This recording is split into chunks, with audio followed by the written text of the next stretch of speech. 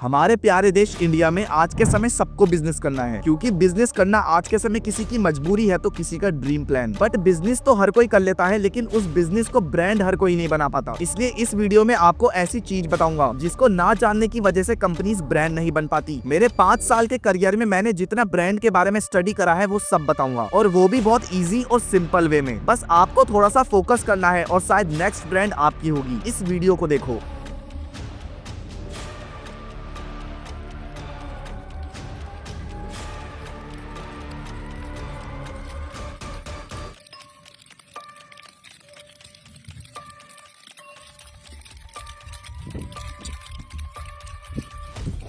आपको क्या लगता है कोई भी बॉल इस ग्लास में क्यों नहीं गई? बिकॉज बॉल को किसी एक डायरेक्शन में सही स्ट्रेटेजी के साथ नहीं फेंका गया, और इसी एक गलती की वजह से हमारी कंपनी ब्रांड नहीं बन पाती। किसी भी कंपनी को ब्रांड बनाने के लिए एक परफेक्ट स्ट्रेटेजी पर काम करना पड़ता है, और ये बात इन बड़ी ब्रांड्स को अच्छे से पता है। और इस पूरी चीज को मैं अपनी भाषा में ब्रांड बिल्डिंग डार्क साइकोलॉजी कहता हूँ। और इसमें हमें जरूरत पड़ती है कस्टमर के इमोशन, ब्रांड की स्टोरी, प्रोडक्ट की फीलिंग और सही मार्केटिंग की। सबसे पहले आता है इमोशंस। कोई भी कस्टमर कुछ भी खरीदने से पहले इन दो चीजों पर फोकस करता है। सबसे पहला वांट और दूसरा है नीड। नीड में वो सारी चीजें आती हैं जिसके बिना इंसान जिंदा नहीं रह सकता, जैसे रोटी, कपड़ा और मकान। दूसरा है वांट। कोई भी ऐसे प्रोडक्ट जिसके बिना इंसान मरेगा तो नहीं, लेकिन उसको वो अपनी लाइफ में चाहिए। ऐसे प्रोडक्ट्स आते हैं वांट में। और वांट वो होता है जिससे ह्यूमन अपने सेंसेस को सेटिस्फाई कर सके। जैसे I want to eat burger, एकदम से क्या दिमाग में आएगा? McDonald's. I want to watch movie, I want to listen music.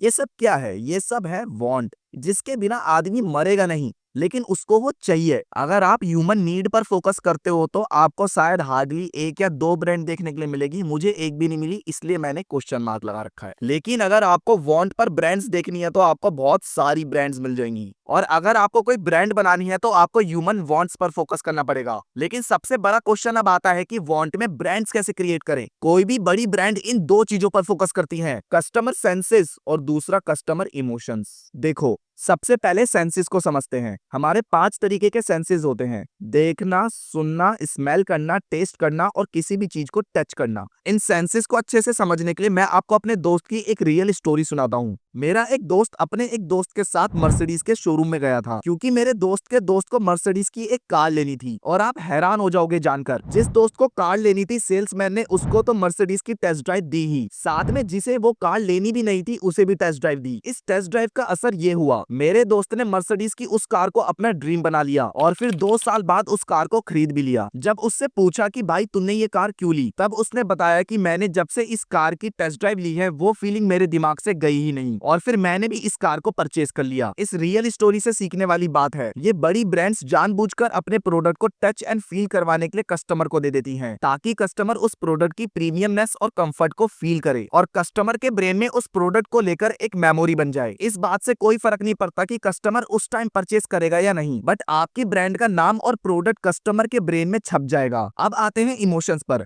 हम इंसानों के ये 6 तरीके के इमोशंस होते हैं, जिसका यूज ये कंपनी करती है ब्रांड बनाने के लिए। इस वीडियो में इन 6 इमोशंस को समझाना पॉसिबल नहीं है।